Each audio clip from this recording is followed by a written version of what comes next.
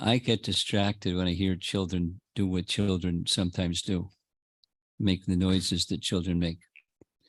Mothers, if you have a child that's being a little noisy, it's okay. Take the child out of the room and they can be as noisy as they like. And I'm going to wait until that happens.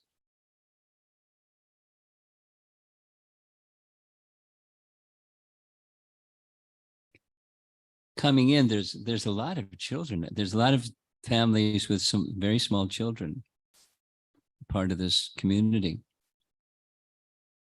Is there anybody here that needs a little introduction to Hanuman and Ramayana and all of that? I see a few Western people here. Anybody needs a little introduction? Because otherwise I'll assume you have an ABC. You needed a little introduction. Okay. You know who is Krishna, right? You don't know who is Krishna? No? You do have an idea. Yes, no, maybe. Oh, you do. Okay. I'm looking at the gentleman in the back because he raised his hand too. You have an idea who is Krishna. So Ramachandra, my dear friend, I'm looking. Let's have some eye contact. No, right in front of you. Ramachandra is one of the the avatars. Everybody knows the word avatar these days. So avatar of Krishna, who appeared long, long ago in a previous age and performed wonderful pastimes. And well, we hear quickly, that's a preview of what happened. There was a bad, you know, always the good guys and the bad guys. So the bad guy was Ravana. And he was really bad. And he was terrorizing not just a group of people on earth, he was terrorizing the universe. He was a very powerful personality. And the demigods approached Lord Vishnu, help. And he said, I'll help. I'll appear in this world and take care of Ravana. And could you please assist me? Here's how you can assist me. You please create offspring that have the same powers as you and have abilities as you, and they can do mystical things like you can do, but they don't appear like that. In fact, I will appear as a human being and your offspring can appear as monkeys and bears and entities because Ravana is going to be killed by them. So one of those monkeys was Hanuman. You've heard his name. Okay, good, good. So this is about Hanuman and a little bit leading up to Hanuman's celebrated leap, because he's mystical, he has powers, to leap across all the way from the southern tip of India to Lanka or Ceylon, which is, according to Ramayana, the story of Rama's pastimes, 800 miles, and he could do it. That's a big jump. Anybody can do a broad jump, 800 miles. That's Hanuman. So we're going to hear about that crossing of the ocean and some obstacles that he met. So it's not exactly within Ramayana, but the commentators on Ramayana have indicated that the obstacles he met are obstacles that we may also meet in our life when on a mission of life on behalf of the Supreme Lord to accomplish something as a service to the Supreme Lord. And there may be obstacles. Generally, there's obstacles. And so this is the topic this evening, or this afternoon, meeting 4 specific obstacles and how he did it. That's our topic. This is a nice painting. I like this nice painting of Hanuman. He has nice Vaishnava tilak. And here's a little summary. Hanuman is the greatest devotee of Rama, Lord Ramachandra. He introduced Rama to Sugriva. So I can't go through all of this for your benefit, but these are, my friend, these are some, could the person in front of you just move a little bit this way? No, not behind you. Yes, yes, a little bit. So we can have some eye contact. So I'll get acknowledgement that, what's going on? Or, oh yeah, okay. Okay.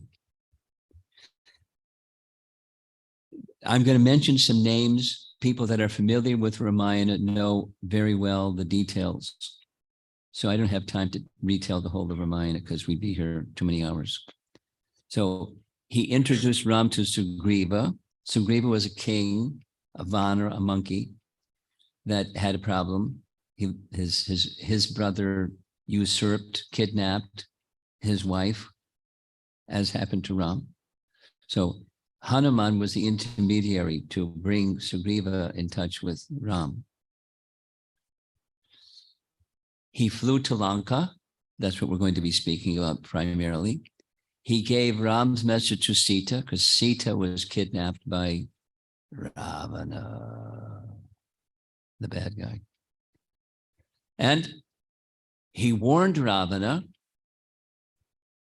There's some detail. He wholeheartedly accepted the defection of Vibhishan. Vibhishan was a good guy. He was a brother of Ravana, but he was the opposite of his character. He was a very elevated person. And he defected from Ravana's side when he tried to advise him, and Ravana threatened his life, and so he left.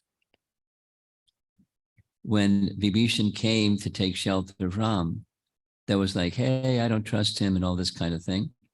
And Hanuman was silent. When it called upon, he said, Ram's already accepted him. Why is there any discussion? And he explained why. So Hanuman is very wise. He was sent there's a big battle against Ravana, and he was sent by Ramachandra and by the royal physician there, the Ayurvedic physician, to get herbs that he needed to bring Lakshman back to life. And in the last, when they got back to Ayodhya, Bharata is one of Rama's brothers. When he was away for 14 years in the forest, Bharata took the position of ruling the kingdom. And he said, if he doesn't come back in 14 years, I'm going to end my life by burning my body in fire. Hanuman came just in the nick of time, told him the whole story of that Ram had passed through for 14 years.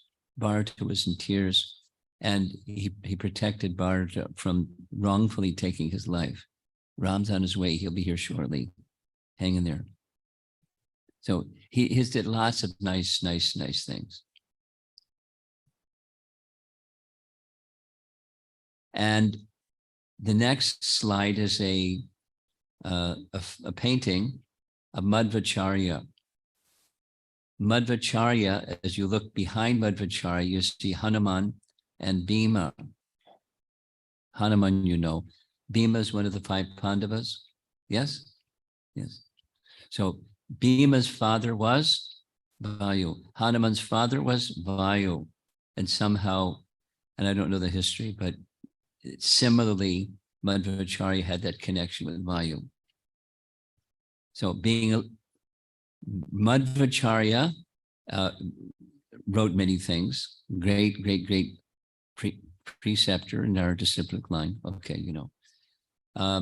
He, in one of his writings, explains that Hanuman was on the flag of Arjun's chariot, but he wasn't just on the flag of Arjun's chariot. He was with Arjuna, protecting Arjuna. So Madhvacharya wrote that when Krishna was speaking to Arjuna, he was actually speaking to Hanuman. Because it wasn't just, you know, something stitched onto a flag. He was personally there. And he's a great devotee, and Krishna was wanting to give him that message. So now Hanuman's overcoming obstacles, the 4 obstacles when reaching Lanka. So here's a little background. This is a painting showing various demigods offering prayers to Vishnu, who's at the center towards the top. And their request was, help, please help, please deal with Ravana, because we can't stop him. And he agreed. He informed through Lord Brahma, very similar to Krishna's appearance, prior to Krishna's appearance. Brahma was told, please convey to the demigods that they should assist me. I will appear, I reassure you, but they should come to assist me so they can take part in Lord Ramachandra's pastimes. And so they did. Again, the instruction was, create offspring such that your offspring will have powers like yours. They may appear to be ordinary, like monkeys and so forth, but they're mystical beings. So the technical term is angsa. Angsa means an expansion, or one might say otherwise, Shakti, the Shakti of the demigods, or an angsa of the demigods was invested in their offspring. You with me? Good.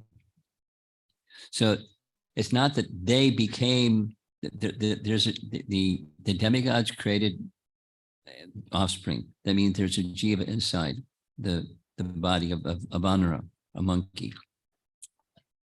And on top of that, there's some Shakti or an angsa of the demigod invested in that living entity, because eventually when Ramachandra's pastimes are over, they return to their position in the heavenly realm. The angsa goes back to that from which the angsa came, the demigod. And of the various demigods, one of them was Vayu. There's a long description, which we're not going into. And his offspring was Hanuman.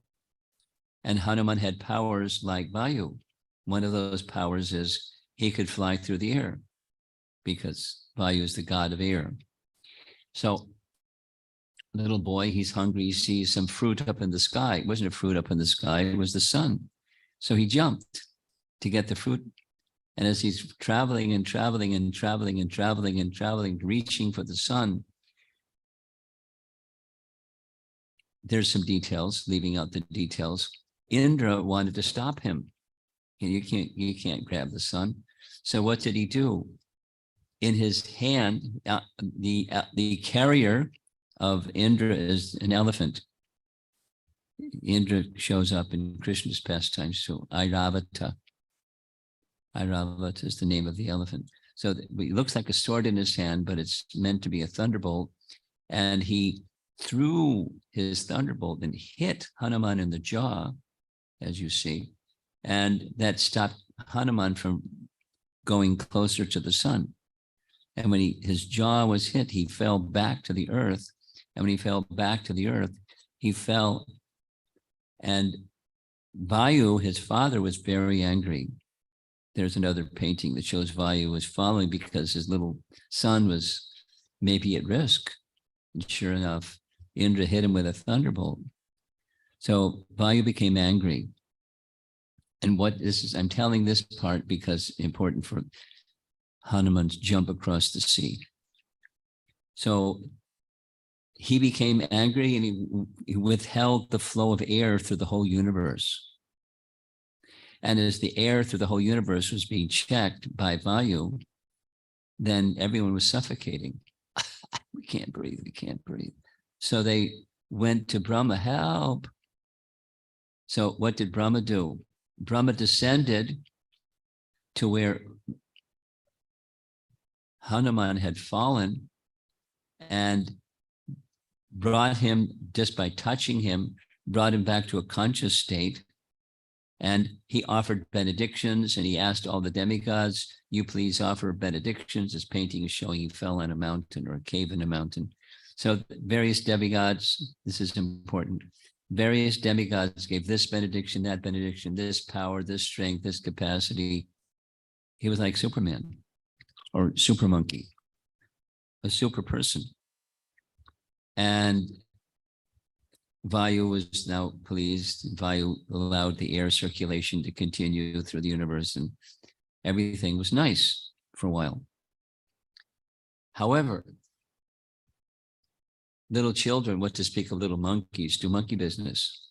They get mischievous, and he was doing naughty things. It's shown in this painting.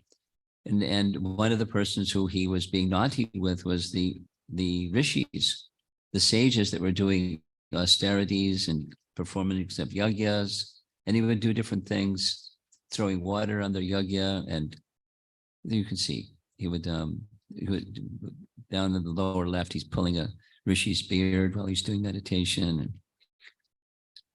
it was a naughty little Hanuman. On the strength of the gods' blessings, Hanuman had become fearless, even as a young child. He played in the hermitages of the rishis, mischievously throwing about their paraphernalia and stopping their sacrifices. So they had to check him. So this is important. The rishis uttered a curse. Hanuman, you're going to forget all these powers that were, they didn't withdraw the powers, but you're going to forget them. Only when you hear your powers described by another, will you again remember them. So he became nice, little monkey. And when he grew up, he entered into the service of Sugriva, became one of Sugriva's ministers. It isn't detailed, but just before his leap across the ocean, it's indicated that he was trained by the sun god Surya in detail. Vedic wisdom, Sanskrit, proper culture, everything. He was very sophisticated personality. So, skipping a lot of Ramayana, there was a point in time when Lord Ramachandra and Sugriva had made a friendship, a vow of friendship. Ramachandra helped Sugriva get back his kingdom and his wife. Now it's Sugriva's turn to help Ram get back Sita, because that was the pact, that was the commitment to one another. The rainy season passed. Sugriva called his massive thousands and thousands and hundreds of thousands of Vanara soldiers and gave directions that they would go in the 4 directions, come back within a certain period of time with a report. Did you find Sita? The search was, where's Sita? Where's Sita? So Hanuman went in the southerly direction, as did Jambavan. You'll see his picture shortly. Jambavan is a bear. Okay. And the son of Vali, his name was, starts with an A, Angada, and a whole bunch of others. And they got all the way down, many interesting things happens, but they got all the way down to the southern tip of India, and they hadn't found Sita. So Angada decided, time has lapsed. We can't go back and tell Sugriva we couldn't find her. Sugriva will be, mean, and he'll kill us. So I'd rather just die right here. So he decided, in that mood, to just sit down by the seashore and fast until death. And then all the other Vanaras did the same, except for one. Hanuman didn't go along with that idea. And up on a peak, a nearby mountain, was a vulture. Those of you familiar with Ramayana, you know that one of the persons who gave up his life to protect Sita when she was being kidnapped was Jatayu. Sampati was Jatayu's elder brother, and Jatayu didn't know, because he hadn't seen Jatayu for a long time. But he had lost the capacity of his wings to fly. How did that happen? Sampati tells his story.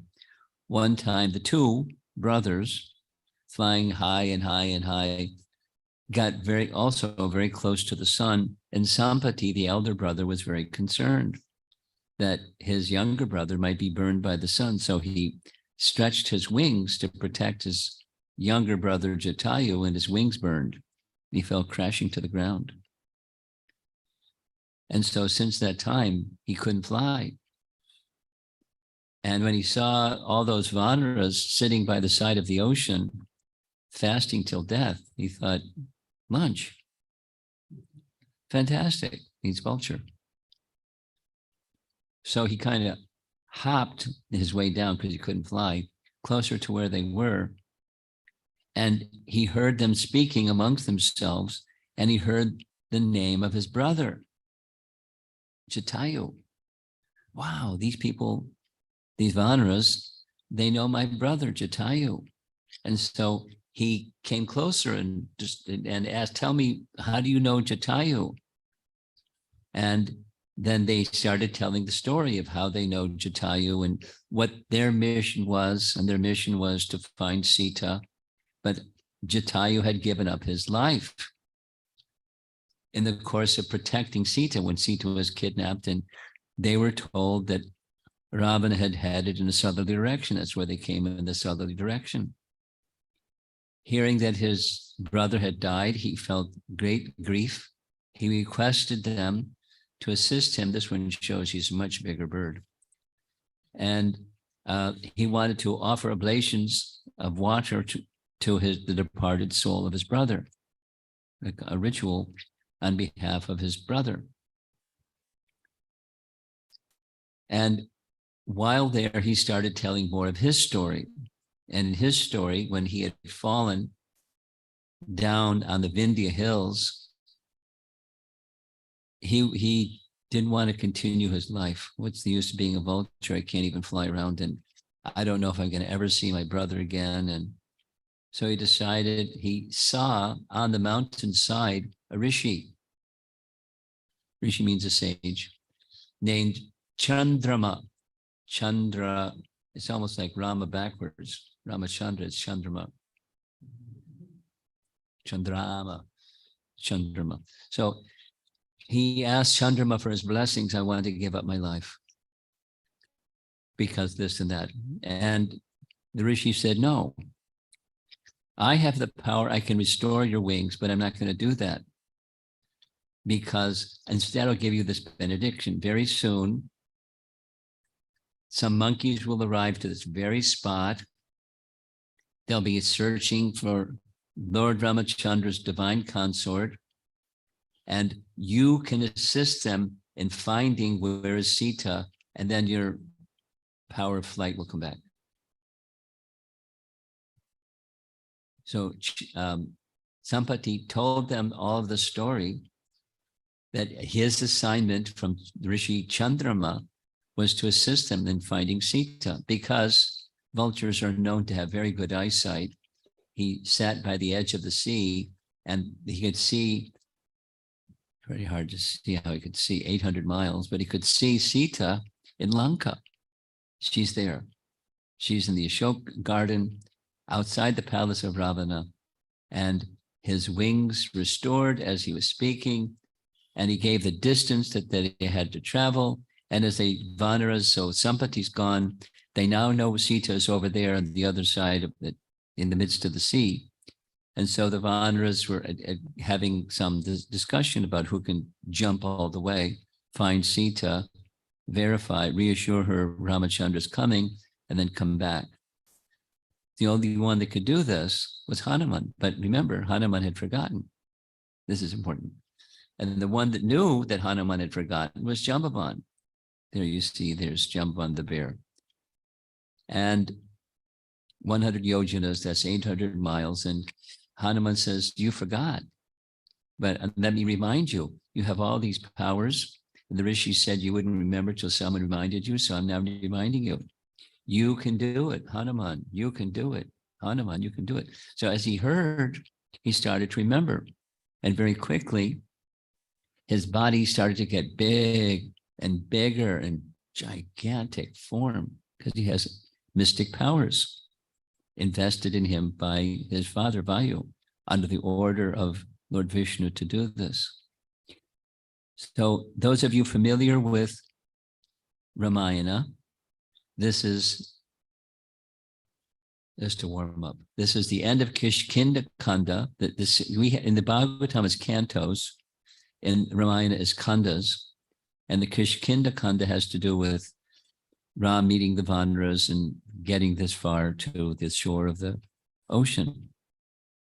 And then the next is Sundarakanda. Sundarakanda is, Sundara means beautiful. Sundara, beautiful. It's about Hanuman and his beautiful activities to serve Ram very faithfully. Some of you are a little familiar, probably much more than I am, familiar with a very celebrated commentator in the Sri Vaishnava line on Ramayana, perhaps the most celebrated commentators, Govindaraj.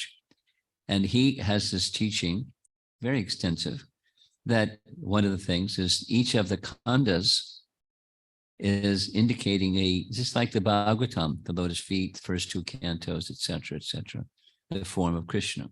So Ramayana is the form of Lord Ramachandra, starting with the childhood pastimes, then going to Ayodhya Kanda. He goes to the forest, Aranya Kanda. He meets the Vanaras, Kishkinda Kanda. Then comes this one. Then it's the Sundara Kanda. It's Hanuman's leap across the ocean, which is our topic. And then the battle, the Yuddha Kanda, and then the concluding Uttarakhanda section, which makes the form of Lord Ram in story form, but it is literally his spiritual form. So what does Hanuman do? He's given this assignment by Jambavan, the eldest amongst them. He offers prayers to the sun god who was his guru. This is the section of Ramayana that says the sun god was his guru, who taught him everything, and of course his father. And some very nice paintings that he's preparing himself spiritually, meditating and offering prayers to both. So again, the sun god and Vayu, the wind god. And he prepares himself in this nice text. So it's not a good idea to have PowerPoints that are text heavy, but I did it anyways because it's so nice. Just to read his preparation. So when you have a service assignment, prepare yourself. Don't just run off, because you're dependent upon descending mercy, whatever strength or ability or intelligence or anything you may have. So this is a very nice section I like. Hanuman expanded his body to gigantic proportions. Moreover, while grabbing onto the mountain with his hands and feet, he inadvertently crushed many deer underfoot. Remember, his body got really big. Pausing for several moments, Hanuman concentrated, composing his mind in preparation for the great leap. Because of the weight of his huge body, the entire mountain began to shake.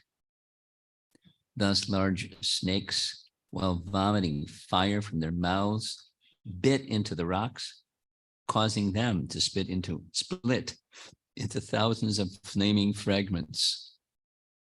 The poetic imagery is fantastic. The Vidyadharas flew up into the sky to witness a spectacular jump. Thereafter, Hanuman crouched down, summoning all his energy, and the mountain began to crumble as spurts of water gushed forth from the immense pressure. Gandharva couples that had been sporting in the heavenly region, along with numerous rishis that resided there, quickly fled the mountain out of fear. Hanuman then declared to the monkeys, "Either I shall bring back Sita, or I shall uproot the entire city of Lanka along with Ravana." Chivalrous talk. He didn't do either one, but he was very determined. So there's a celebrated verse, a very celebrated verse that I like a lot. When you have some challenging service ahead of you, You can meditate on this, even if you don't know the Sanskrit. Hanuman, who raised his head and neck, intending to cross the formidable ocean, which no one else could accomplish, looked like a leading bull. It's a celebrated verse. So some more text. Hanuman drew in his breath and tensed his muscles. All of a sudden, he sprang into the air like an arrow shot from the bow of Lord Ram. That's another celebrated verse. But he's not forgetting, he's fixed, and he doesn't get unfixed throughout dealing with obstacles. That's really good. It's one thing to deal successfully with obstacles. It's another thing to not forget who you are, what the mission of your life is, while dealing effectively with obstacles through the midst of all of that. That's Hanuman. Due to the force of Hanuman's jump, all the trees on the peak of Mount Mahendra were uprooted and thrown into the sky. In reply to their exclamations of wonder, Hanuman soared like a huge cloud and stretched out his tail. As Hanuman sailed through the heavens, the uprooted trees followed in his wake and then plummeted into the ocean. Simultaneously, various colored flowers that were blown from their branches fluttered down and scattered over the surface of the water, creating a particularly beautiful sight. So this is just poetry of Ramayana. So now back to the paintings. There's the little bump in the middle, that's Mount Mahendra. And there's demigods showering flowers from the sky. And there's Hanuman making his leap. And another painting showing, looks like he's going for a swim, but he's flying up in the air. There's Jambavan the bear and various Vanaras saying, "Go, Hanuman, go." There he is with his tail stretched out. Celebrated event. Another one, off he goes. Another one, off he goes. Another very different style painting, there he goes. And this is the last of the artwork ones. He's fixed on one thing, Ram, Ram, Ram, serving Ram, finding Sita. That's the assignment, find Sita. Then comes an obstacle. Mainaka Mountain rises from the sea. Mainaka Mountain has, you see in the top, there's this gold color because there's a golden coloration on the top of the mountain. And with a great roar, this image of a mountain came right in front of him. And the Ramayana, seawater falling with a crash on all sides, shining beautifully like many suns. And all of a sudden, Kinnaras and Nagas started showing because it just came out of the sea. Now, here's an important lesson of culture, an important lesson of culture. I'll say it simply, then we'll show you the Sanskrit. It's Sanatana Dharma, according to this verse, Sanatana Dharma, that when you received an act of kindness from someone, you must acknowledge it, and with gratitude, do something to acknowledge that gratitude that someone has done for you. So here's the Sanskrit. Krite cha prapti kartavyam esha dharma sanatana. Very simple. It's right from the Ramayana. One should acknowledge a favor and try to pay it back. This is Sanatana Dharma. So Mainaka had received a favor, and the ocean personified, Samudra, had received a favor. So Samudra, the ocean personified, saw Hanuman zooming across the sea, and he went to Mainaka and said, "Could you do a favor? Because I have been done a favor by Ramachandra's ancestor." Ramachandra's ancestor, one of Ramachandra's ancestors, was King Sagara. Without all the detail, King Sagara had done some service for the ocean. What was that? when Agastya Muni had withdrawn all the water from the ocean, Sagra refilled it. And Sagra, in searching for the horse from the sacrifice, without all the details of this nice Puranic history, he expanded the field of the ocean. So the ocean had been done some service by Sagara. And since Hanuman was in the service of Ram, who was an ancestor of Sagara, the ocean personified wanted to do some service to reciprocate, because it's Dharma to do that. So he decided to do that reciprocation of gratitude of some service received by approaching Mainaka, because he knew that Mainaka had also received some mercy from Hanuman's father. And who is Hanuman's father? Vayu, thank you. So Hanuman's father was Vayu, and Vayu had done some nice service for Mainaka.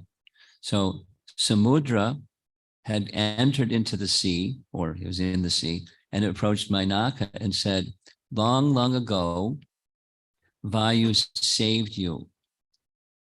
Vayu saved you because there was a period of time in Satya Yuga when mountains had wings. What? Mountains had wings? Mountains had wings. And not only they had wings, they could fly. Not only they could fly, but when they came in for a landing, sometimes they crushed living entities that were underneath where they landed. And the living entities went and complained to the demigods, help. So Indra became angry with the mountains. So Indra did the Indra. He got his thunderbolt weapon and used his thunderbolt weapon to cut off the wings of the mountains so they couldn't go crushing people. Well, Vayu, the wind god, had made a friendship with Mainaka. So when Indra started going after Mainaka, Vayu made an arrangement through movements of air that Mainaka could enter into the sea. And the sea personified, Samudra reminded Mainaka, because you landed in a place where it blocked the hole, this is from Valmiki Ramayana, it blocked the hole that goes between the lower regions where bad living entities reside sometimes and this earthly realm. Because you blocked, Indra said, that's very good, just stay there. And Indra left him alone. So because this is the son of Vayu and you've received some benefit from Vayu, you should repay that benefit because it's Sanatana Dharma. You see the Sanskrit at the top. And a similar understanding is found in Mahabharata. What's that similar understanding in Mahabharata? Because Mahabharata took place after Ramayana. In some sections of Mahabharata, there's narrations of episodes from Ramayana or from Ram's pastimes. Yes? Yes. And one of those is in Mahabharata, Lakshmana is confronting Sugriva. Lakshmana is confronting Sugriva for being ungrateful. The opposite of the Dharma is being adharma. And this adharma of being ungrateful is after he got back his kingdom and his wife, he was neglecting his pledge to Ram and reciprocating with the kindness that he received from Ram. He was ungrateful. So here's the Sanskrit from the verse in Mahabharata that says the same thing, just the reverse. Lakshmana quoted, he's confronting Sugriva, quoting Lord Brahma, who became angry upon seeing an ungrateful person. Atonement had been prescribed as beneficial for one who kills a Brahmana, who drinks liquor, and who commits theft, and one who violates a sacred vow, but not for one who is ungrateful, kritagne. So the positive and the negative. Gratitude is a symptom of Sanatana Dharma, and expressing it, repaying the kindness that one has received. And the absence of that is the ungrateful. So the ungrateful person, there's no atonement for such a person. He's admonishing, shaking his finger. He's got his bow and arrows too. Sugriva, you're ungrateful. You've received and you're not repaying. There's no atonement for you. So that's the two favors. One was Samudra, another was Mainaka. So Mainaka had received something. So Mainaka said, sure, I'll do some nice service for Hanuman. And here, I was ahead of myself. This is Mainaka showing he's got wings, but not only he has wings, but he on top of the mountain, the Ramayana says he assumed a human form, stood on the peak, and requested Hanuman to rest a while. Well, Hanuman isn't going to rest a while, but he's a cultured person, so he's been offered.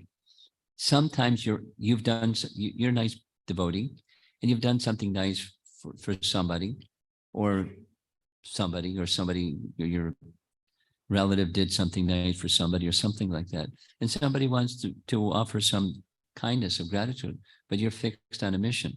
What are you going to do? What's the cultured thing to do? Well, Hanuman's going to show us what the cultured thing to do.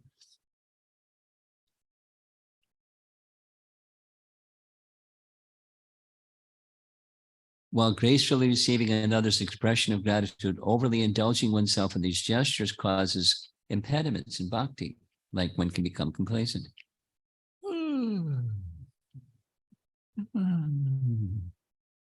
No, that's not Hanuman, but he's a cultured person. He says to Mainaka, I made a vow to Ram and Sugriva, that's way back in Kishkinda. I have to find Sita. So I must finish my work before the day ends. Before the day ends means, and for Rakshasas, when the night falls, they become very strong. So I have to reach there before the night falls.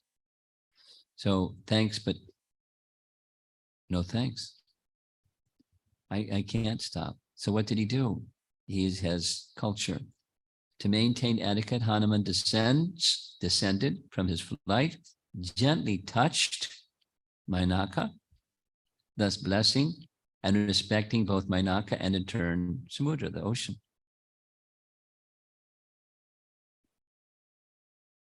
So this is an example. Commentators speak. It's an example of mode of goodness obstacle.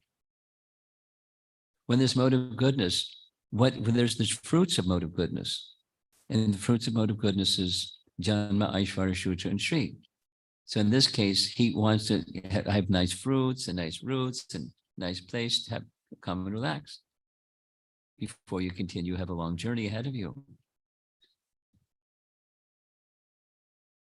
So when the fruits of piety come, complacency can become the way of life, or at least detract you from what your higher mission is. Whether enthusiasm, at least complacency.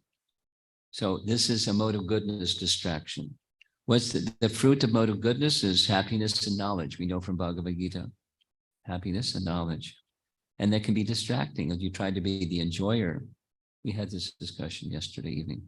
You could be the enjoyer of that fruits of piety because, well, after all, I'm deserving. And it isn't even in this case, it can be from his father, Vayu, did something that then some kindness comes back to him. The fruit of his father's kindness is coming back to him. So now here comes some opulence because your father was pious, and now you have some opulence coming your way. So be careful. I mean, don't be disrespectful to the persons who are instruments of that, but stay fixed on what your higher purpose of life is, while being appropriately respectful. Piety may give us things. Receiving things can make you lazy. So this is a very simple way. Maya tells us take it easy. We say take it serious. So be cultured when some good fortune comes your way. Don't just dismiss it, but make sure that you maintain your purpose with enthusiasm and determination while being cultured and respectful and not impersonal. Nice lesson, isn't it? That's an obstacle. I'm at slide 43 and the bell is ringing. Not yet. Keep going. Shall I listen to him? Okay. So here's another example, a very nice principle. Some of you know Brihat Bhagavatamrita. I was very surprised yesterday evening when one young boy, I don't know how old he was, 8, 10 years old. He knows Brihat Bhagavatamrita. So some of you may not. It's a wonderful book written by Sanatana Goswami. And one part, the second part, is picturing Gopakumar, who is receiving, as you see right here, his mantra in his left ear from his guru. And as he's going on chanting his mantra received from his guru, all kinds of amazing things happen that could be very easily distracting and make one complacent and so on. But there's a certain passage I like very much. Wanting to avoid being ungrateful, Gopakumar never stopped chanting. He might justify abandoning the mantra only after attaining its final goal. If he were to stop chanting before then, he would not discover the mantra's full benefits. Thus, to stop the chanting prematurely would amount to ingratitude, for without having bothered to receive the mantra's benefit, how could he properly acknowledge them? Isn't that nice?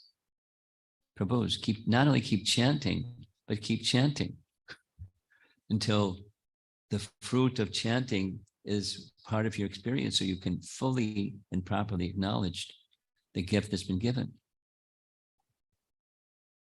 And I could easily go off into half an hour talking about how fortunate we are and where we were before that fortune came, and to let that gratitude grow in your heart and receive the full benefit of the mantra chanting. Certainly don't slacken or become complacent. So that was an examination of Hanuman's character. So now the demigods are watching this, and the demigods are going, wow, Hanuman's good. But he's going to meet many challenges when crossing the ocean. And so they instigated the goddess Surasa, the mother of the Nagas, to examine his competence. So there you see Surasa down below, and there you see Hanuman flying up above. And they went to Surasa and asked Surasa to examine his competence. Yes, demigods are asking me. So what did she do? She raised her head above the water. So she's the goddess of the Nagas. We'll see a picture. She shows a personified form to Hanuman later. And she wants to check his prowess and intelligence. So Indra is the one that asked her, assume a form of a disfigured Rakshasi as big as a mountain, rise before Hanuman. So that's main meaning of her name, Su, means very, Rasa. So distractions, demigods' distractions to take us away from what our purpose of life is. It's not totally different than benedictions, but sometimes it may appear as an obstacle. So she's making this obstacle, like sensual enjoyments that may come and have a devouring like tendency. This is just, I don't know. I'll keep going. Time is moving. Time has a way of doesn't stand still. And I don't know if anybody's hungry, and I just keep going. Okay. I'm getting my signals. Surasa can also mean increasing material desires, because people do things to get motivated and do passionate things to get motivated, but so much energy is invested in doing those things to make one motivated, and you may be distracted from the purpose of life, the purpose of what your life is meant for. So that's the problem. And so with that comes prayasa. We know from Rupa Goswami's teachings, we have to avoid prayasa. So here she is, Surasa, assuming a Rakshasa-like form, gets really big, opens up her mouth really big, shows her fangs, and says, enter my mouth. He's not going to enter her mouth, but she says, you have to, because Brahma has granted me a boon that none can come before me without being eaten. So there's the demigod, and Hanuman's a respecter of Dharma, demigod says. So she made her mouth really big, 8 miles. Hanuman became 16 miles. 20 miles, Hanuman became bigger than that. Bigger and bigger, it's a competition. This is mode of passion. And although Shurasa had challenged him, Hanuman maintained his goodness, and it says specifically, he was smiling. Prabhus, when you have a challenge and someone wants to devour you, keep smiling. How do you do that? You have all confidence that Ram will protect me, or Krishna will protect me. Smiling.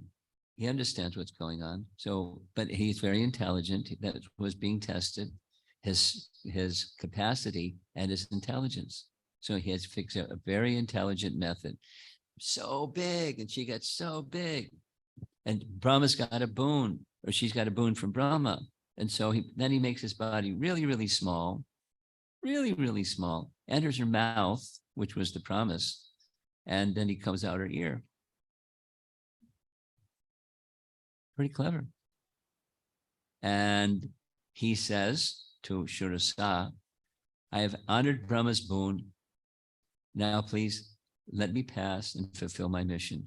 I wish you well. With a smile. So the desire of the sages was, what's his capacity? He showed his capacity.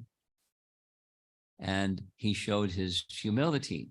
And his humility, of course, his intelligence and mystic powers helped a lot too.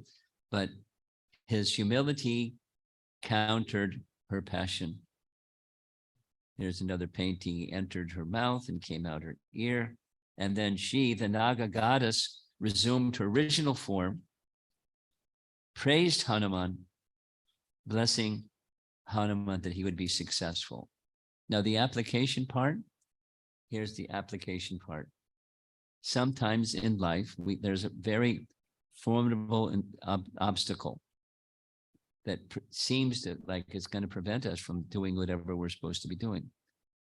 Have you ever had that experience? I've had that experience a few times, a few more times than I can want to remember. Sometimes it happens. So what do? Here's Hanuman's solution. Super soul. He didn't forget Krishna. Smartavya satatam vishnur vismartavya najatuchit. So in all circumstances, never forget Krishna, always remember Krishna. So he always remembered, and Super Soul gave him the intelligence what to do, because he had the power what to do. So this is Bhagavad Gita instruction. When you're so fixed in service, Krishna will always give you the intelligence, specifically how to come to him or how to do your service. He stayed focused on his service, that the service that was assigned to him, find Sita. He wasn't interested in matching her power against his power. He could have done that. He could have smacked her. She's finished. He didn't do it.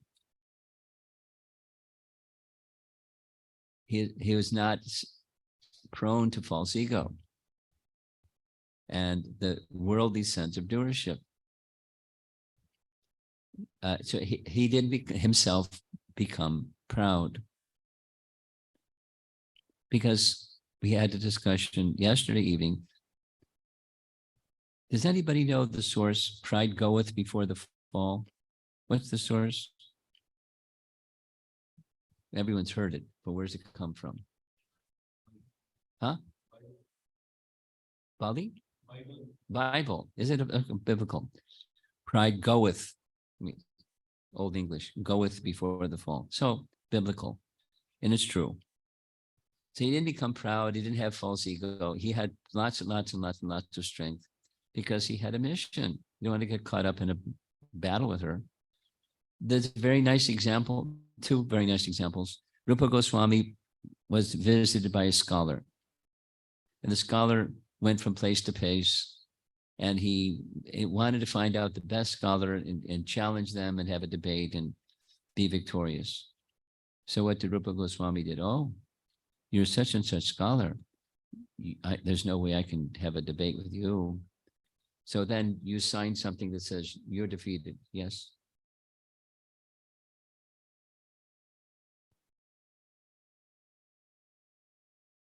So the point is, don't become carried away by your intellect, your power, your strength, your ability, your influence, or this or that. You do what is needful so that the higher purpose that your life is meant for can be accomplished. It's a challenge. Life has its challenges. Here's one more reference. This is a Lutheran theologian. God, grant me the serenity to accept the things I cannot change, the courage to change the things that I can, and the wisdom to know the difference. So Hanuman has all of that. Now, obstacle number 3. This is a bad lady. Simhika. She wasn't, prompted. She wasn't a goddess prompted by Indra. Test the power and capacity of Hanuman. She wanted to eat Hanuman. And she had this mystic power that most people never even heard of before. She could capture her prey by capturing the shadow. So Hanuman's soaring over. This is the reference from Sundarakanda. He's soaring over the ocean, and all of a sudden his movement stopped. Like, what's going on? And looked around, and he couldn't move, and he couldn't move. He's Hanuman. What? And then he saw this Simhika had emerged from the sea as she was holding her hand above his shadow so that he couldn't move. The Ramayana says he was flying so high, it's the same area, Bhuvar Loka, the area where the Siddhas and Charanas reside. He was really up there, and she still was able to capture his shadow. And then he remembered that he was told by Sugriva way back on the mountain in Kishkinda that when you travel south, here's what you're going to encounter. And he gave a different name than Simhika, Angaraka, which means very famous. She's a very famous personality who's wicked. And one of the things that she does, wickedness, is she captures people by this holding onto their shadow. And so here's another painting where she's holding on to his shadow, and this giant demoness looking. So he didn't have a discussion with her like he had with Shurasa, because she's not a passionate, she's an ignorant, wicked person. So what did he do? Very similar. He got bigger, her mouth got bigger. He got bigger, her mouth got bigger. He got bigger, her mouth got bigger. And then he suddenly became very small, entered her mouth, entered inside the vitals of her body, ripped her heart apart, and entered and exited through her chest. No dialogue. No nice negotiation talk. And the Devas, they knew she is a celebrated wicked person, and they saw Hanuman, and they exclaimed, Hanuman was created by Lord Brahma, of course, by Vayu.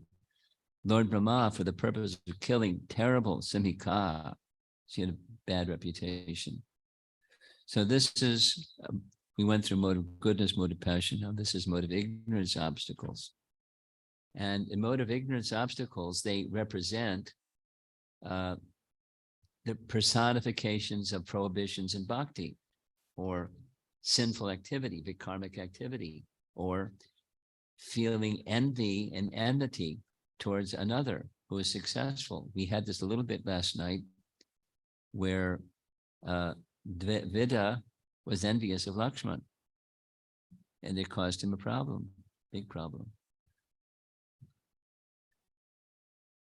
She had this power, chaya, grahi, that is very unusual. She could capture prey by capturing their chaya, which means shadow.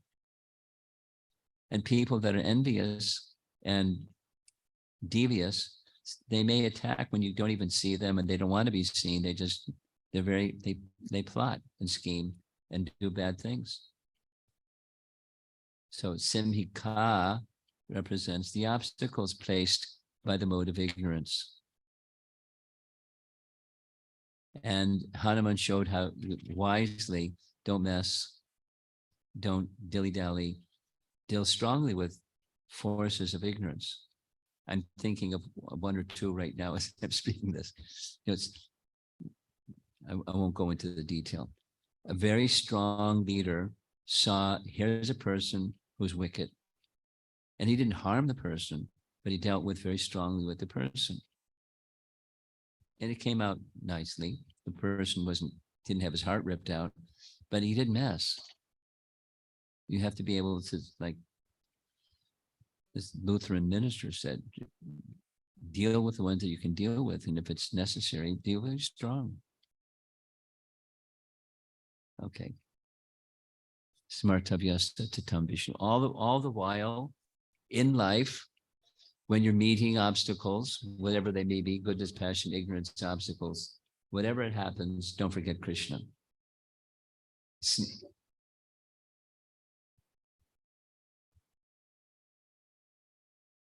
Is that a signal that I should end? And I'm going to go through, there's lessons and I'm going to go through because of time. The fourth obstacle, there she is. Look at this lady.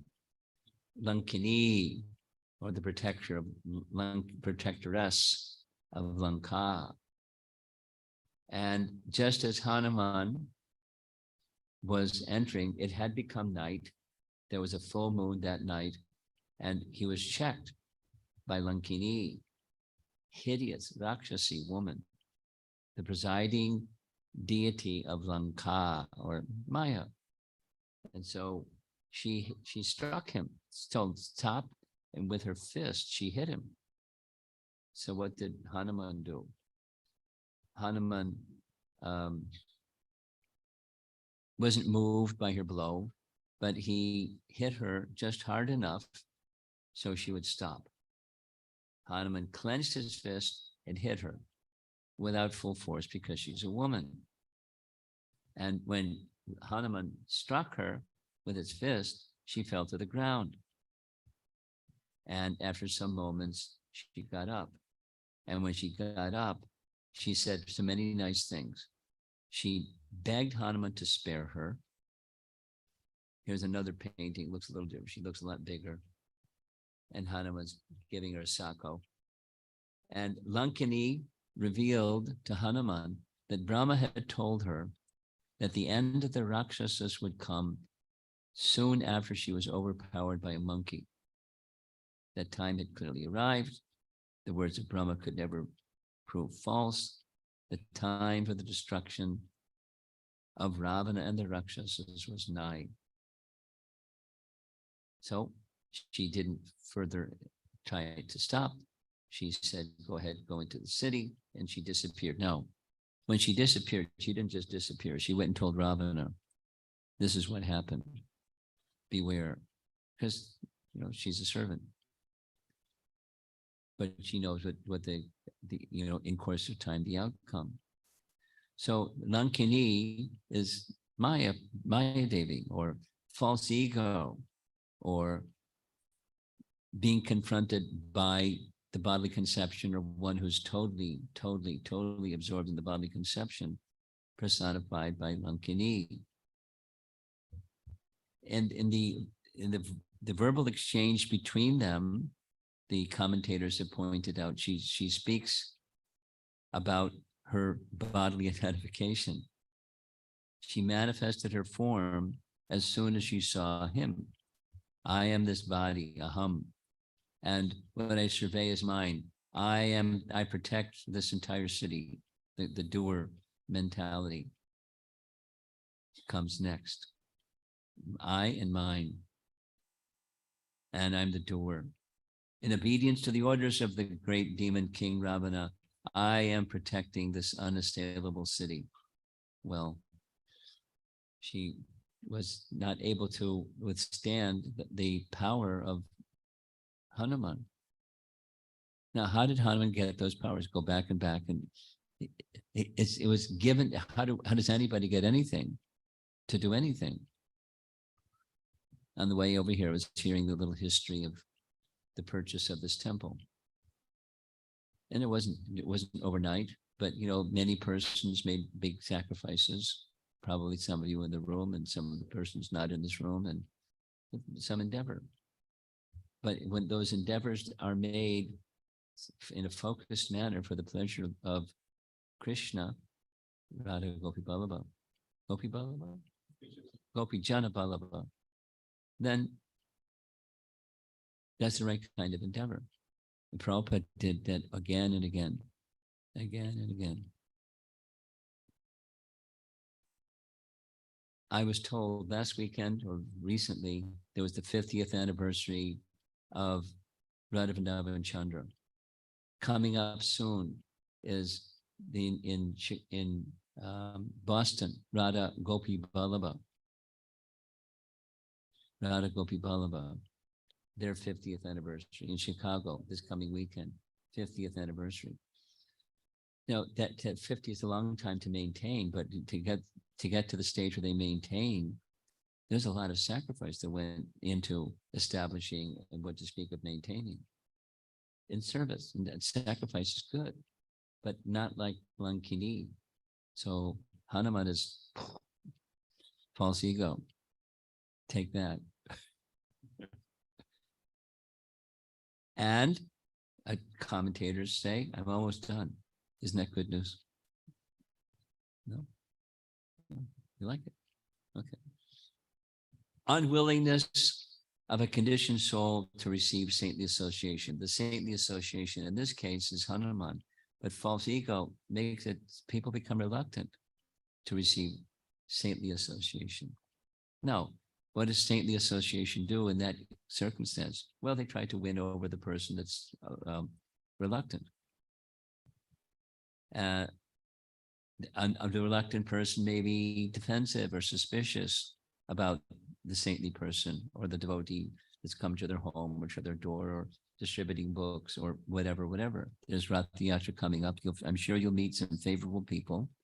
I'm sure you'll meet the other kind too. And some of the on the fence sitters type of people. Like, what are you guys about? That's okay. We have a service to do. Bring Lord Jagannath to the world, and et cetera, the literatures.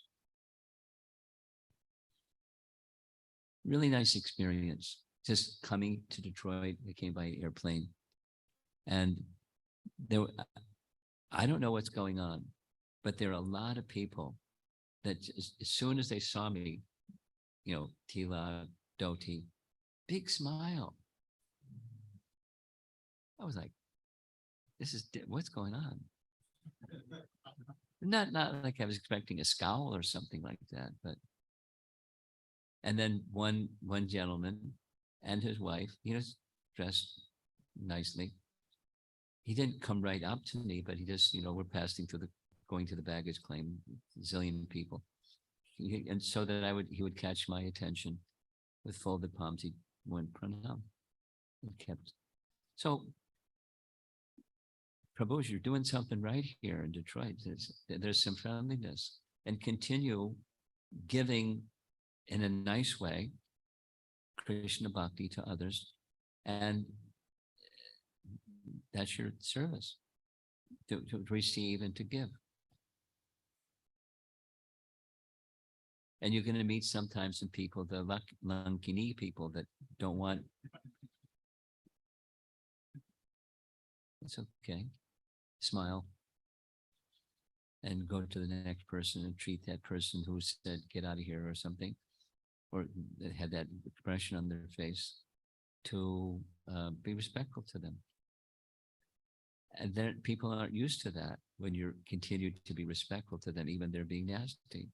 Anyway, there's so many things about obstacles in life, and Lankini represents the false ego one, the false ego of others to obstruct the flow of devotional service.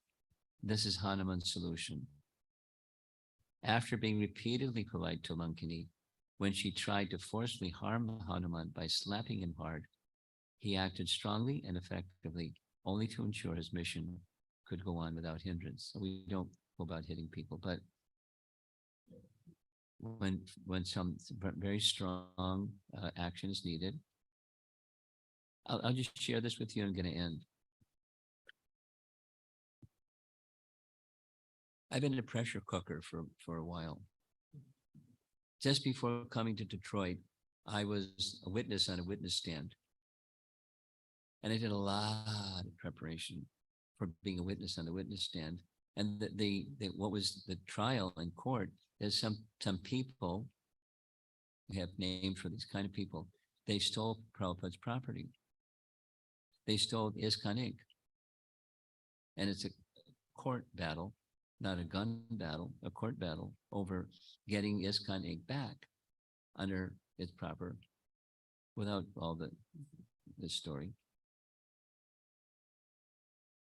And there's an obstacle for you. You have to do something. You can't let people run away with Prabhupada's property.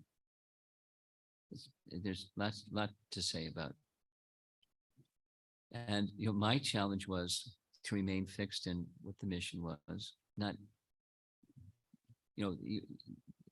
there's this saying, you may not approve of the behavior, but don't dislike the soul. Right? What's the saying go? Condemn the sin, but not the sinner. So stealing Prabhupada property, I'm sorry, get your hand out of the cookie jar. I'm going to slap you. So I was told by our attorney, was fantastic. I mean, this is 2 days ago, just this morning, 2 days, my testimony was 2 days ago. He said, you were forceful and feisty. So I wrote back saying, was it too much? Just right amount, because he was harassing you. And you were being, so sometimes you have to be a little forceful with people that are, thieves or supporting anyway. So sometimes but if you're going to do that, make sure you're doing it with the right consciousness. Don't get caught up in the modes of nature, being forceful, and, be purposeful and appropriately for each circumstance. That flexibility on behavior and speech and even your emotional content is for one purpose. And when you get to that purpose, you're protected. Nothing can harm you. Okay, I'm going to end. Let's see what the last slide is. I think the last slide is, that same picture. Do we have, should we take some questions? Who's our timekeeper? I've gone way past time, I'm sure. But then there's many nice lessons of how, practically speaking, we can conduct our devotional service.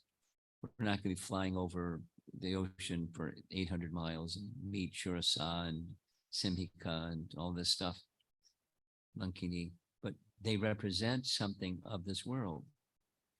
And how it's nice to see how Hanuman had very intelligent, very fixed. So let's see if there's some discussion. Meeting obstacles in life. Maharaj, please accept my Thank you for the wonderful presentation, Maharaj. Um, when you specifically covered from mode of goodness to ignorance, I was thinking about Menaka Mountain, talking about here Hanuman is showing the gratitude. I'm just thinking about my struggles on the gratitude part, that it lasts for a certain period of time. One should be grateful for whoever has rendered some service. One should be grateful for their entire life and lay down their life if it's needed. Well, it depends on, you lay down your life. That's a pretty strong statement. Something. So supposing somebody brought you a glove, John, and you said, thank you. You're gonna, yes, so just be cautious. That's all. No, I want to develop that quality. If someone did some tangible, yeah. Glove Germans are how do I tangible. keep? How do I keep reminded myself of someone did something great to me? Well, you know, it all comes back to one thing: your relationship with Krishna. And as much as you can be clear and stay clear about your relationship with Krishna, then you can. And if you don't have that fixity of who you are and what your purpose in life is, then it's gonna be sometimes not. You're in the world of duality. So go to the realm of absolute. Your relationship with Krishna. That's your GPS destination.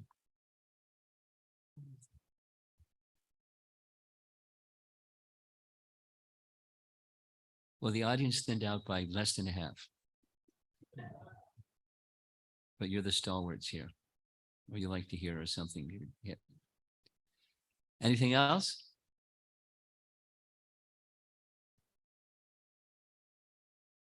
Yeah. How can you be Hanuman-like? Um, you talked about being forceful sometimes when necessary. When necessary. How can you be forceful without anger or something rising up? Same question, same answer. So say positive and say negative.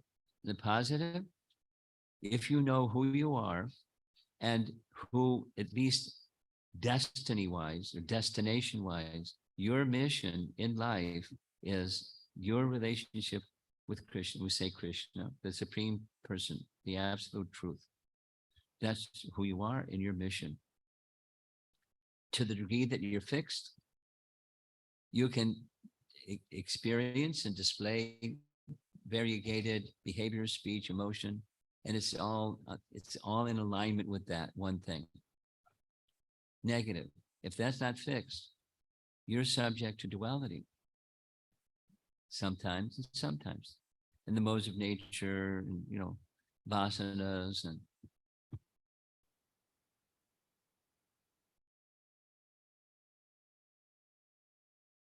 what do you think? Yeah. Okay. Good. But yeah. So the goal is to get there, and we're not there yet. So we're going to stumble sometimes because we're less than perfect beings.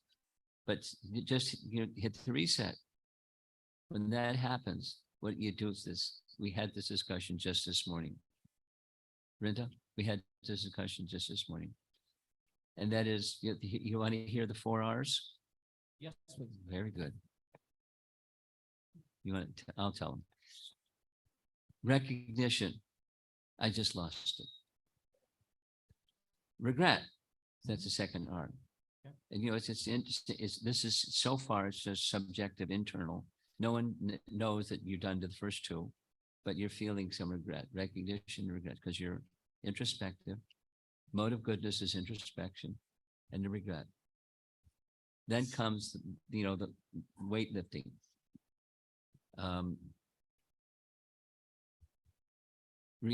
Reinstatement. No, rectification. Rectification is the next R. So supposing you lost it, and supposing somebody was right next to you and you let him have it. And then reinstate. You just don't do it again. This happened to me. Really, it's a real simple one. But I was, I fly in airplanes, and it was next to a man that was grumpy. And I didn't even recognize, but from time to time, I moved my elbow on the armrest and it hit his elbow. And the man snapped at me. And he did it. So but then, it got to, the third time, I don't remember what he said, but I learned a lesson. And since then, I've been very conscientious to be very respectful of the person next to me, because they want the armrest too. And not only the armrest, but, then over the armrest and rubbing against them. And some people, it's like not a problem. This man, it was a problem, a grumpy man. So I now, it's sobering.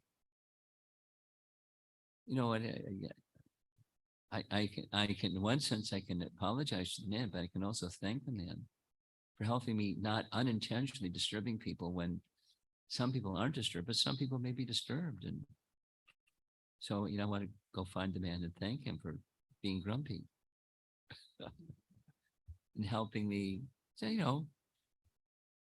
not offend other people unintentionally.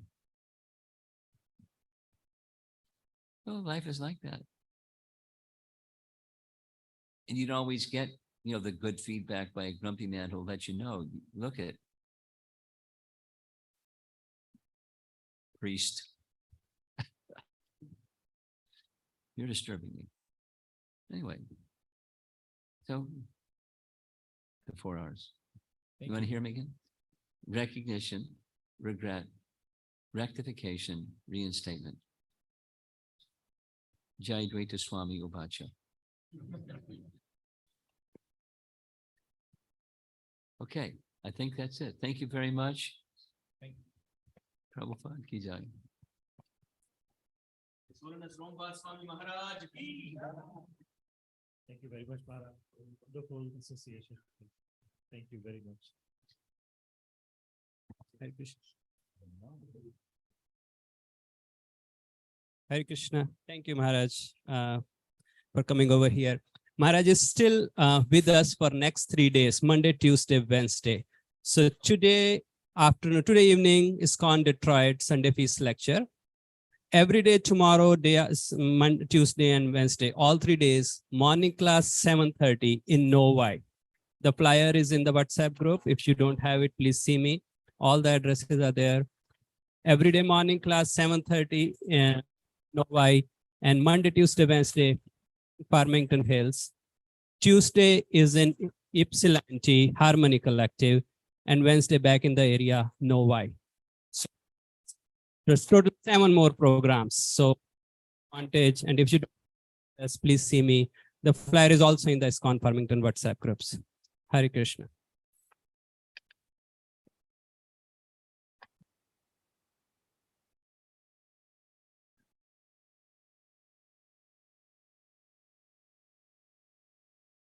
Hare Krishna. And one more very important thing, as we mentioned that next weekend we are celebrating Rath Yatra in ISKCON Farmington Hills. It's going to happen within ISKCON Temple parking campus itself. And there are a lot of services being planned. So please see me upstairs. We are planning together next Saturday, 4 p.m. to do the ground cleanup and setting up the tents and preparing for the Rath Yatra. So thank you very much for your support and blessings. Please be available to support next Saturday, 4 p.m. right here in ISKCON Farmington Hills. Thank you. Hare Krishna.